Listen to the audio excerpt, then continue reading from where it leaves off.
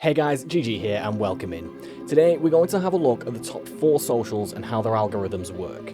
I am by no means an expert, but I do have quite a bit of experience using these socials, enough, in my opinion, to see what works and what doesn't. Saying that, if anything I do say is wrong, please let me know as I'd love to learn more information on the subject.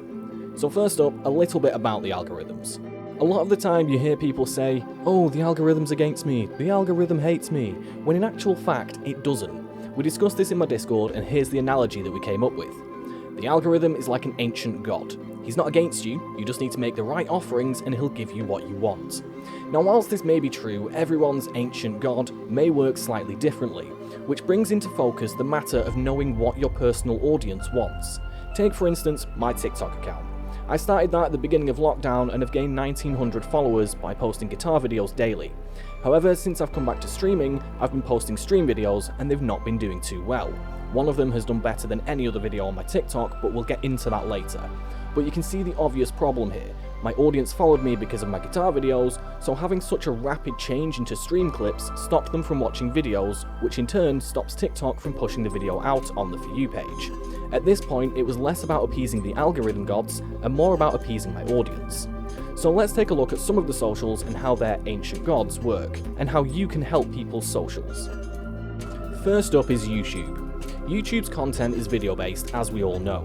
The metric that YouTube regards most highly is watch time.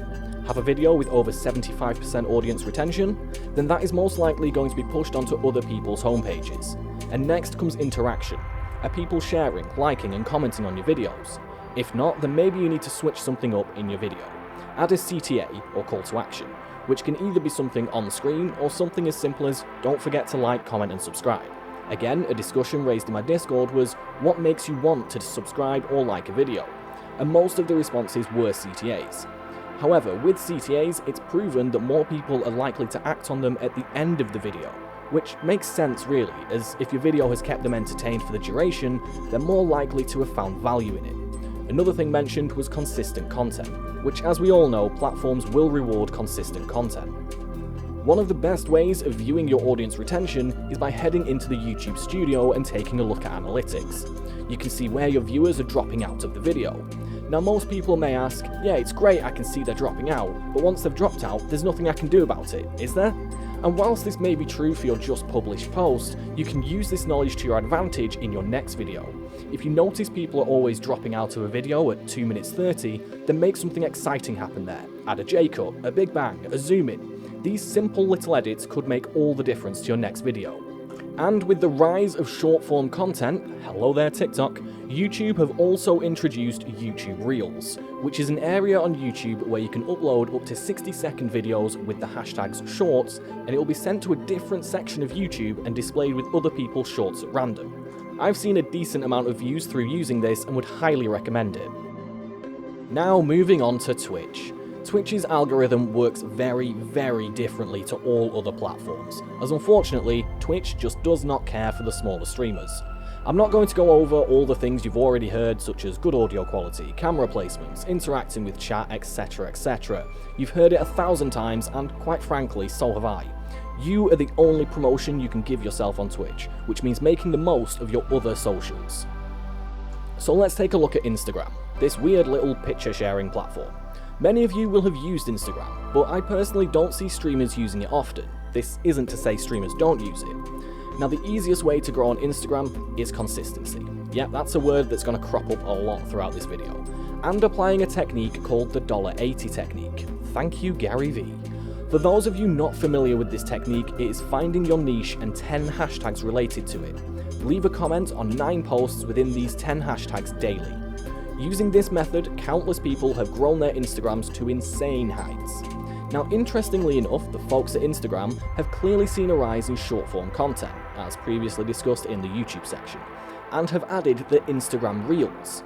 Much like other platforms, this will add your videos into a specific section for Reels, and will work in much the same way as TikTok's For You page. TikTok, TikTok, TikTok. What a great, underrated platform for streamers. TikTok's algorithm works in a mysterious way though.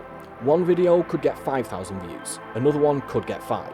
But I do believe there's a reason for this, so let me explain how I am proposing the TikTok algorithm works. So you post a video, That video gets shown to 10 of your followers. If they watch it for more than 80% of the video length, it gets pushed out to 100 more people, and so on and so forth until it reaches a section of TikTok where the video is irrelevant to the viewer and people just aren't watching it. Now, the best way to gain views on TikTok is to post videos such as this. Build up to the punchline. Don't, under any circumstances, have the punchline at the beginning. Otherwise, people will see the punchline, click off, and not watch till the end of the video. So what I like to do is have some text on the screen at the beginning to show that something is going to happen. Make the video length whatever you want. I personally haven't had much luck with videos longer than 30 seconds, because even in the TikTok world of short form content being 60 seconds, when you're on the app, 60 seconds just feels like a really long time. Now, TikTok values metrics as such. Shares are the most important, then comments, profile clicks, and then likes. This is in my experience, so if it's wrong, please correct me. So the best way you can up your chances of getting seen is by sharing that video everywhere, and also get your friends to share, comment, and like it everywhere. So in conclusion, to grow any platform, consistency and good content is key. In regards to Twitch, most of your growth will come whilst you're offline. You need to create a social presence, or social proof as some might say, to convince people to come and drop into your stream. So thanks for watching, guys, and here comes the CTA. If you did gain anything from this video, then consider dropping it a like and subscribing. If you didn't, drop me a comment and let me know why. GG out.